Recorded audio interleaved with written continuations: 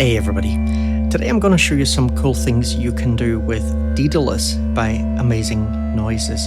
Here I'm going to focus on the AUv3 plugin, right, for iPad and iPhone. That's currently $6, by the way. I won't look at the Dedelus VST by Aqusmatiq Audio. That's a newer, slightly more feature-rich version of this, which the same developer is also involved with, along with some other developers. And I also won't look at the standalone version of the iOS app. It has a lot more going on, but this video will definitely be useful if you're learning any of those other tools as well. And I just want to say, this developer has a reputation for making experimental apps, and definitely if you're into experimental sound design, I think you'll really love this. But I would say it's very useful for pretty much anyone. You know, if you're, say, playing guitar music or whatever, you can do really interesting feedback stuff with this. So what I'm doing here is feedback, basically. So that's the dry. So that's just 16 drones set to a generative patch. So it's basically playing itself. And so here, if I bring in the wet, that's just really nice drony feedback stuff. So that would also be very good on things like guitar and stuff like that. But then if you're into, say, techno or something, like here, I just got some little vinyl crackles. And it's really nice for resonating that stuff. You can ping it. And so you could do all sorts of interesting stuff in all kinds of genres, I reckon, with this. You're just adding a little bit of, well, not a little bit, a lot of reverb. And here a little bit of stereo movement. Don't really need that one. So let's just go through. I'll use this example initially. So we'll go through the UI a bit and see what you can do with this. As I say, if you're going to use this, you really want to learn to use it, but it's not that hard or anything. But there's a few things that can make you scratch your head a little bit initially, I'd say. So, okay, start from the top. Input gain, okay, that's clear enough. Here, low cut and high cut, right? Now, if I put on pre-filter here, I can basically dial this up to 1. If I bring it all the way up to 1, then the input signal is also being filtered, right? If I bring that down to 0, now it's only filtering the signal in the feedback path. So it's not filtering the input. So what I love with this is that you can dial this in, so it's not just on or off. And this is, especially when you're working with feedback, it's really useful to have all those filtering options. Dry wet. Panning. Oh, this one thing I kind of hate about this plugin, like normally with apps, you double tap and that will reset the value, but in this double taps open up this thing here where you can set up your LFO and stuff. And so you see here now it's like modulating the pan. So let me just tap on that and let me press this and let's press off here and go back out. We'll come back to this section later, and let me just bring the pan back. So I need to manually set it, and it's actually quite hard to get it to 0. Output gain, okay. Now, I'm going to turn this off for a second while I walk through these controls, because I think it's easier to just explain all this first and then demo it after we've gone through the initial controls. So basically, grain frequency here, we have this because this is a granular effect, actually. It's like a granular delay. So here we're setting how often grains will be generated. If this is set to 1.28, it means 1.28 grains will be generated every second. That can go up to 1,000 and down to 1. And I like that it's easy to dial in small values with this, which is great. is a it's well-designed slider. So here, scrub frequency, we can basically, what'll happen is an LFO will move between the different grains. Each grain will have a different length. In this free mode, the length of the grains will vary between the lowest time here, which I've set as 1.45 milliseconds, and the highest time here set by delay 2, which is 6.13 milliseconds, right? So each grain will have a different length, basically. And then with the scrub frequency, we're basically setting the rate for the LFO that will jump between these grains. And then randomness, if this is down at 0, that LFO will be a sine wave. And if we bring randomness all the way up to 1, it will be to pure noise, it'll be random, right? So let's bring this in again then and see the differences between these. And we really need to understand these three modes, especially the pitch mode is really interesting. So here, for this kind of resonant effect, you need to really dial things in carefully if you want to get that, because you won't get that at long times, right? Not that tight kind of resonator sound that I like on this kind of thing.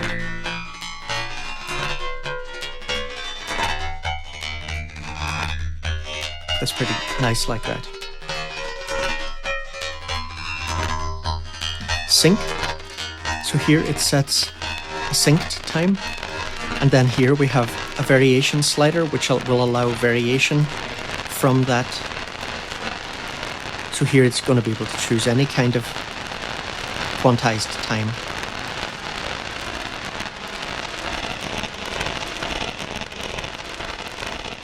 And slide up here to get the short times. I find that a bit weird that with free, short times are dialed in. You got to dial them in on the left of the slider. When you change to sync, you got to do those on the right. I think that's a bit confusing.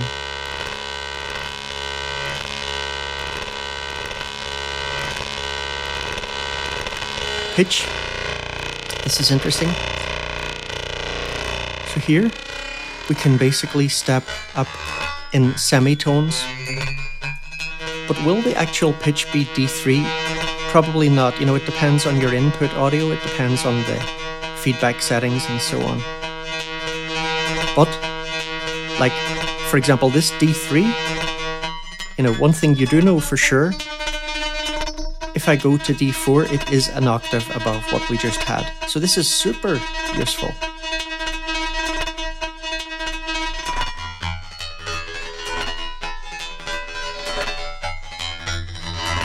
So let me play a little bit with the grain frequency, scrub frequency, and randomness controls. So here we have high number of grains, and it's jumping between them very quickly. Now let me increase delay 2's potential time. Now that can get super long. Let me bring the scrub frequency down so the LFO is moving around slower. And I'll bring grain frequency down.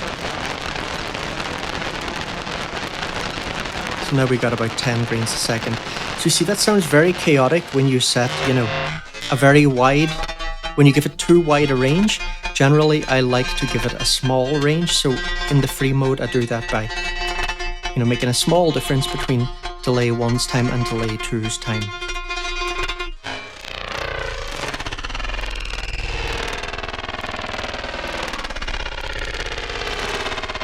See here, there's only 24 milliseconds of range. That's with the frequency up. Randomness. So this one is pure noise. Let's bring that down. And here it's sine wave. That's pretty cool.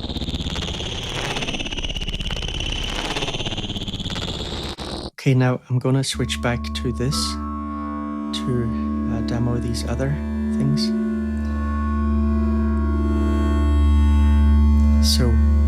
overdrive.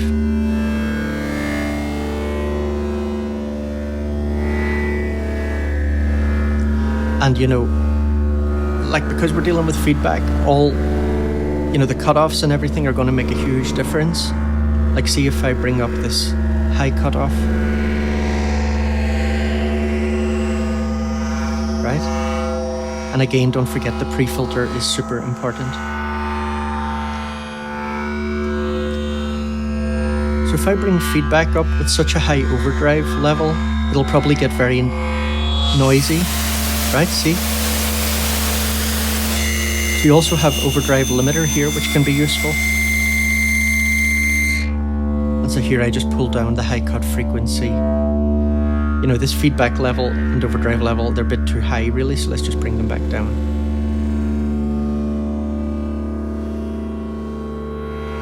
So let's bring in feedback back up, right? And if we have a very high feedback level, then even if I turn off the input, right? If I get rid of that input, we'll probably still have runaway feedback. Let me show you. This feedback could go on forever. So if we bring up feedback attenuation, that will make sure that the feedback stops. So with a higher value, it'll stop sooner.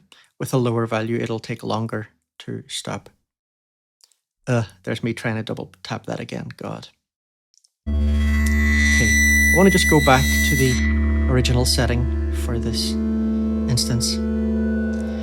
And then here we have more attenuation settings, so we can attenuate some of the frequencies. So here, this is currently set to 4 kilohertz. So we can attenuate frequencies above that, and we dial in the amount of attenuation that will happen here in decibels.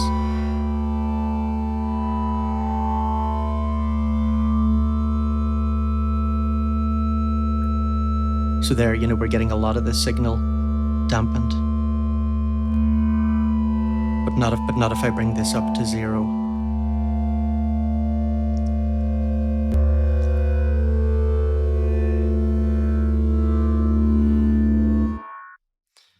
So here I have fundamental 2, and I'm modulating the volume of 4 of these oscillators. This oscillator is just kept at a steady volume.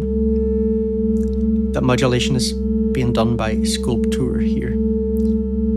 Remember, we can use that to send CC messages. That's what I'm doing here. And so here, again, I'm back to using this as a feedback effect, basically. So let's look at 2 things. Let's look at some presets and look at the modulation system. So let's try here some of these Red Sky Lullaby presets. So see here, the feedback slider is being modulated, and I can just drag that to adjust its bass position. This here shows us the range. This shows us the LFO shape. And if I want to adjust this, I just double tap and then tap on this thing up in the top right. And you see the LFO is on. If I want to turn it off, I just tap here. I can't use these in the AUv3 version. Don't know why you're not able to use the accelerometer and stuff in the AUv3 version. So here I set the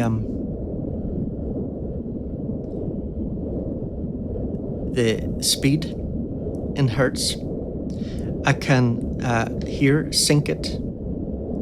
If sync is off, by the way, if I change the hertz value, it'll also show me that value in BPM. I really like that. We can jump up and down in increments of a quarter beat here. And this will reset the phase of the LFO, and this will reset the phase of all of the LFOs. And then here we can adjust the range, and here we adjust the LFO type.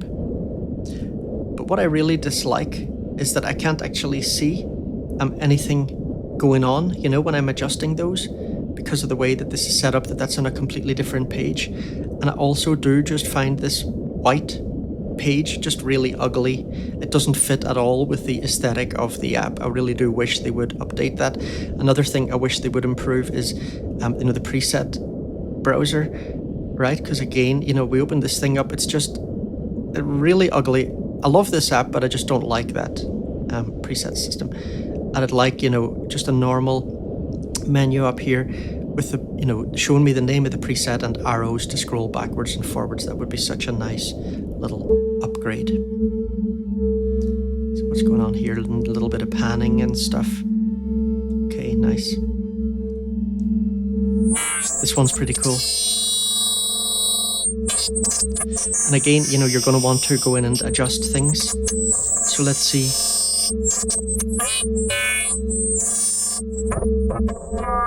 You know, here I'm playing with the frequency slider that sets the frequency above which things will be attenuated. See what a difference that makes? You know, or we could go in, like I could say, you know, pre-filter it as well, and, you know, bring down the, oh wow, bring down the high cut frequency, bring down the feedback would really be the key thing to do here. Just bring down the feedback amount. That's nice. So this is set to pitch mode. So let's see what that's like, bringing that pitch down.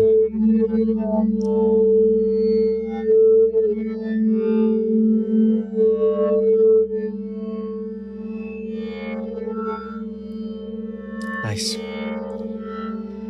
Let's try another one. Now, I mean, I could go through and, you know, tweak these to get them to sound good on this input. But yeah, none of those ones are particularly interesting in their current setup.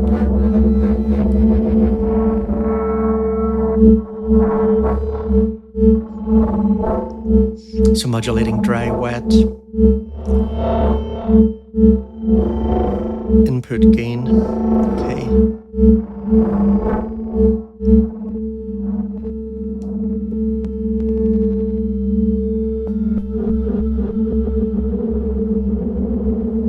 Scrub frequency. Nice. So you get the idea. I really like this kind of effect, and I think $6 is a pretty good price for that. Thanks for watching, everyone, and massive thanks to everybody supporting me on Patreon. If you're a fan of the channel, I think you'd really love the Patreon. You'll find a link below. Go and check it out if you haven't. And there is a free tier as well, by the way, you can join. All right, take it easy. I'll see you later.